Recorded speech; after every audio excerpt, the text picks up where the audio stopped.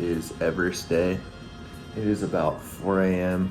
I woke up at 3:30 to get a head start, to read my devotional, stretch a little bit, and make sure I got breakfast in about an hour before start time. I'm gonna try to start around 5, but it's not a super necessary timeline. So if it's a little after 5:30, that's all right. But getting our oats in now. Gonna roll out a little more, hit the Theragun, put on the kit, and get on the road.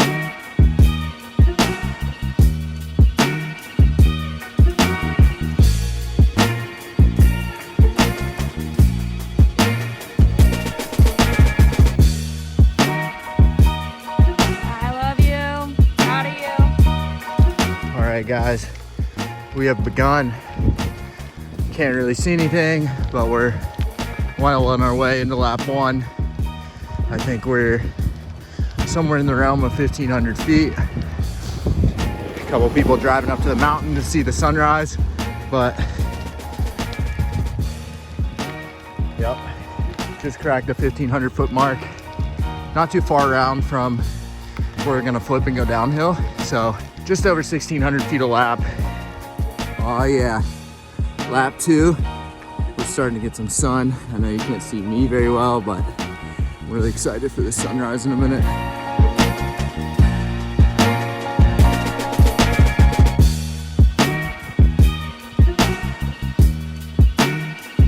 Just about to wrap up lap 2 here. Got a beautiful sunrise coming up.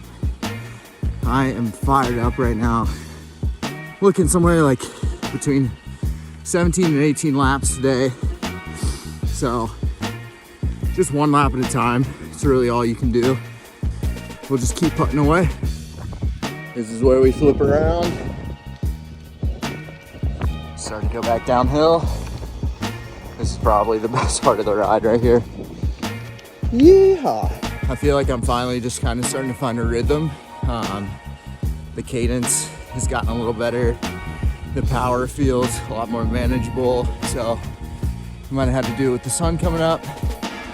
Might have had to do with just shaking out the legs, but I feel like we're just getting started now.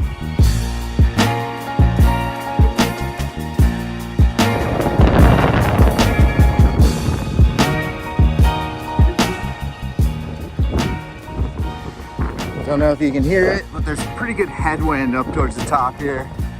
Luckily we have this embankment. Kind of breaks it up, keeps it not as bad. A cheeky bit of snow up here, hey? That is lap 3, done and dusted. Back down the hill we go. We are almost to the top of lap 4. We are about 30 miles in, 6,700 feet of climb. Just getting started. So, it has been about a week since the Everest, and it's given me some time to kind of digress.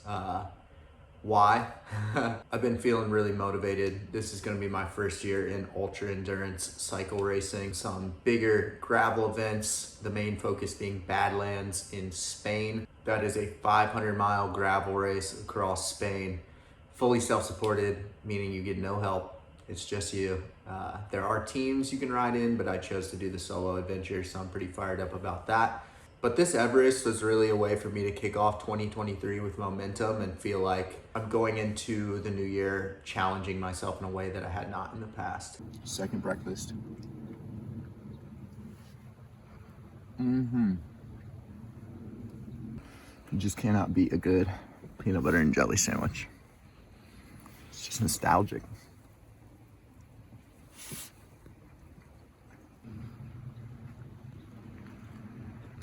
After lap 4, I think it was, I stopped for breakfast and ate again.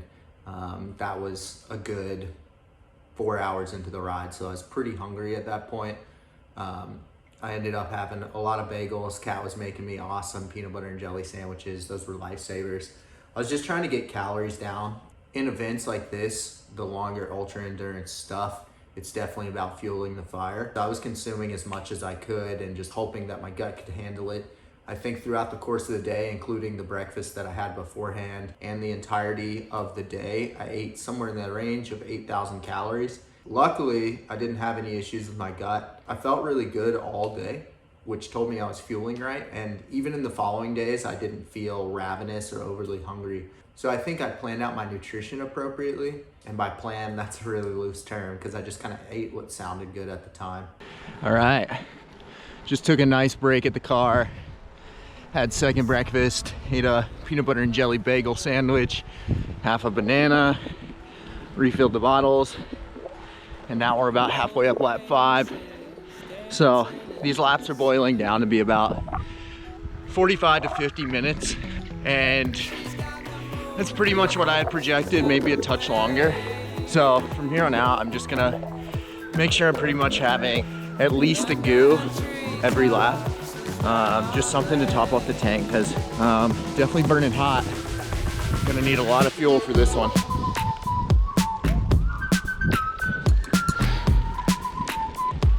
It's the part where it starts to hurt. Get into the double-digit grades. Gets a little bit harder. Just drop it into the lowest gear and stand them out. Quick update. Just cracked 10K. We're rolling right along. I have about 4 hours and 54 minutes on the ride clock, so hopefully knock this thing out in about 15 hours. It's a pretty long day.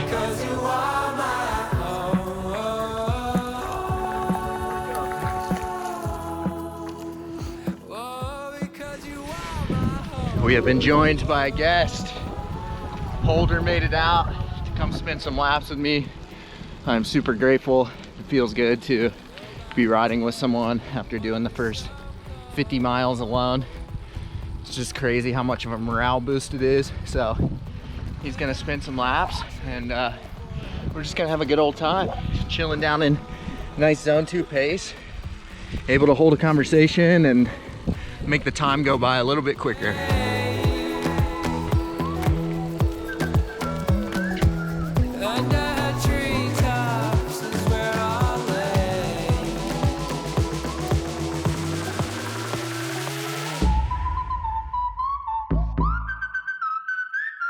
Another awesome thing about today is that my girlfriend is out here crewing, and she's also getting some miles in, so I see her every once in a while running. There she is. We'll have lunch when I get down, so it's cool to pass her. She did a lap up and down the mountain. Just casual, 15-mile run. Nothing to it. Crazy. Holder and I, lap number 8. Lap number 3 for Holder. He's gonna get at least 5,000 feet in today. I should pass 13,000 on this lap. The segment I picked is kind of close to home. It's one that I'd ridden in the past. It's called Reddish Knob, and if you're not familiar with Reddish Knob, it's about, in total, almost a 3,000 foot climb over the course of 6 or 7 miles. I just did a bit of it because once you get most of the way up, it kind of goes into a false flat, rolls for a bit, and then kicks up again. So I did the original portion from the bridge to what they call the saddle, which is 4 miles and just over 1,600 feet of gain. This ended up being about 18 laps, 17 and a half in total.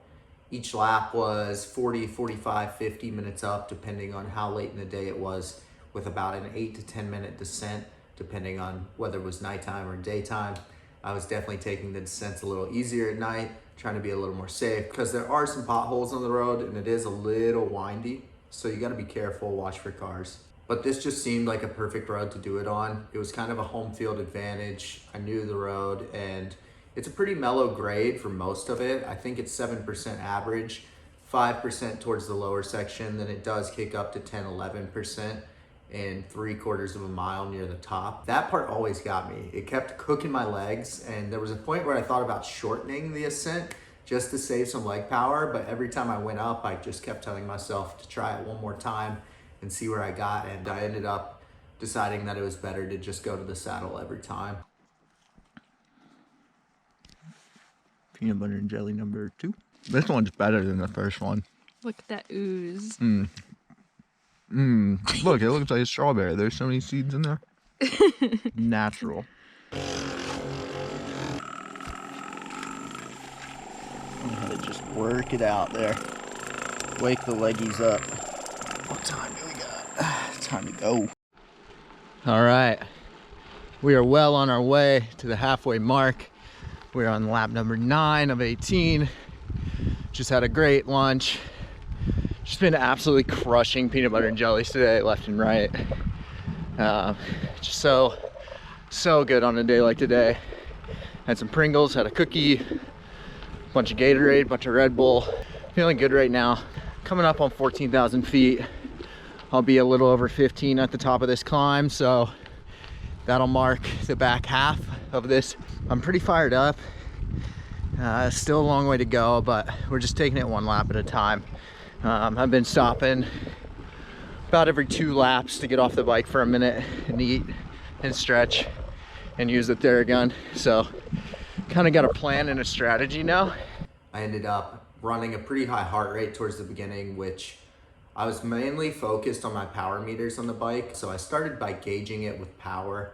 Later on, I kind of switched to the heart rate. I actually had a lap where the power pedals kind of stopped working after I took a break at the car. So that made me rely on heart rate, which felt a lot more accurate. The power seemed a lot more manageable. So in that scenario, I just kind of abandoned looking at the power numbers and just solely focused on where my heart rate was for the rest of the ride. But yeah, Holder just left. He did 3 laps with me, which was just awesome. Such a morale boost, having friends come out and support. Feeling super blessed, super thankful for today. Shout out to Carytown Bicycle and Specialized for making this possible. It's just really cool to demo something new and get out here and do something that I've never done before on a new product. It's kind of wild to go out and do a road Everest on a gravel bike, but we just wanted to show the possibilities of this thing, that it is capable of doing just about anything you want it to do. The bike I rode, the Diverge STR, is awesome. It's super fun, great off-road, but I think if I were gonna do this again, I would definitely do it on a lighter bike, a road bike that's set up to do road ascents. With that being said, it was just awesome to take that thing out. It might be the first time anyone's ever stood an STR, but the road bike comparison, it's mano-a-mano. This thing is super fun on gravel, but it weighs somewhere in the range of 22, 23 pounds as to where my road bike is 17, 18 pounds. So you take that 5 pounds into consideration and it ends up being a lot after you've gone uphill that many times. There it is, folks. That's halfway. Actually a little more than halfway. I think we are at 15,090 feet. We're on the back half now. Lap number 10. And man, I've just been so blessed with the weather today. It's like 60 degrees right now and sunny on January 1st, which is crazy. Global warming. But hey, we're in the Blue Ridge Mountains and it is stunning out here. Just something to be thankful for. Take a look at that view. As my boy Derek Teal would say, shout out Dial Health. The paperboying has begun. Back up the hill we go. This might be my last full lap with light. So we're gonna try to knock this one out, get back down, and at least start the next one before the sun sets. But it's a little cloudy right now, so it might get dark earlier than it's supposed to. I think sunset's like 5:30. We'll just keep pushing into the night.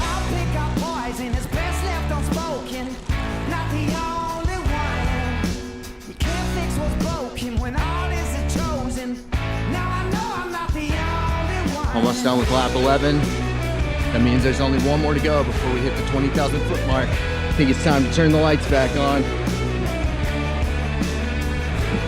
Finally starting to get dark. There it is. 20,000. The end of lap 12. Phew.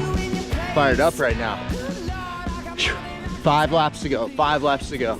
Concerning the climb as well, that's one thing I might do differently next time. I think I would pick a shorter climb. Like I said, it was about 40 minutes up and 8 minutes down, so the ratio of output to rest wasn't necessarily ideal. I did find that it took a lot out of me and out of my legs, so I think next time I would choose a little bit of a shorter climb, maybe in the range of 20 to 30 minutes tops. That way you're just spinning more laps, but allowing yourself more time to recover. It's a little more balanced, and I think overall the legs would be happier that way. I never really felt like I hit an ultimate low point, which was interesting for me. I was expecting to hit a wall the whole time. I got about halfway in and was still feeling really good, which was awesome.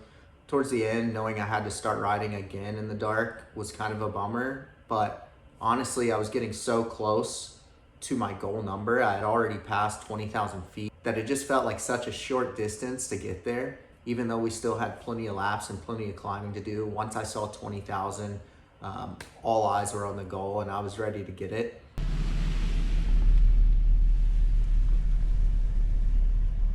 Going on 12 hours since we started. A little over 10 hours of elapsed riding time. So we're getting there slowly but surely. Gonna ride into the night and get it done. We are on lap 14. As you can see, we're at 21,800 feet. This lap should take us to about 23,000. So 4 more to go from there. 3.5 really, but we're getting it done. 1 lap at a time. I've been leaving the GoPro in the truck because, as you may notice, you cannot see anything outside. But an update for you. I have just finished lap 16. We are currently sitting at almost 27,000 feet. This should be the last full lap that I have to do. Then I have about a half lap of 800 feet or 700 feet, give or take. And then we're done. So I will catch you guys in a minute, bring you along for the last half lap because Kat is gonna follow me up in the truck. And then we'll be donezo out of here, and I cannot wait to go to sleep. I also have to give a massive shout out to not only Kat for coming out and crewing me and spending 18 hours of her day, waking up super early, making me food, refilling bottles, but also my friend Holder that came and did a few laps. Emily Robbins came out and said, hey, met me on a lap on the mountain. She wasn't feeling good. She was originally gonna ride with me and turned around to go home, which was crazy because it was a 2-hour drive. So she just came out to say good luck. That meant a lot to me. My buddy Scotty came out, hung out for a minute, dropped off some food, a little bit of Gatorade. All in all, the support, the overwhelming feeling of getting this done with people behind me. It would have been a lot harder to do this on my own, and I know that for sure. I could have sworn I was drinking myself along, but now I know I got so much more than we bargained for. We all pick our poison. That's it. It's a wrap. There it is. 15 hours, 41 minutes in. We have officially Everested 29,000 feet. And I am so ready to go home and sleep. And I know this one is too.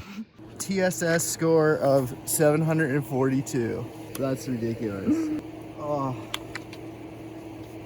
I'm so ready to go home.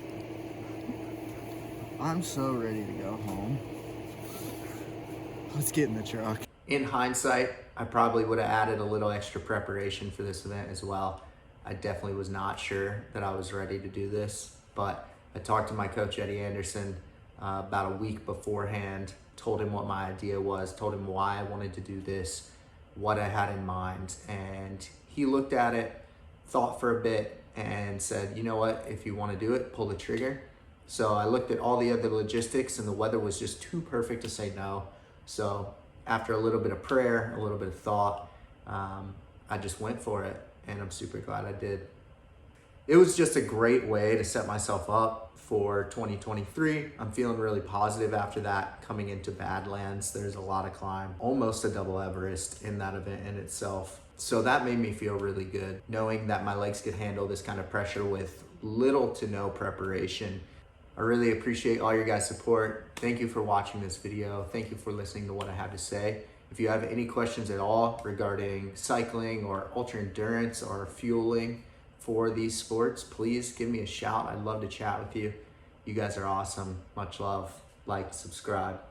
You know the deal. Peace.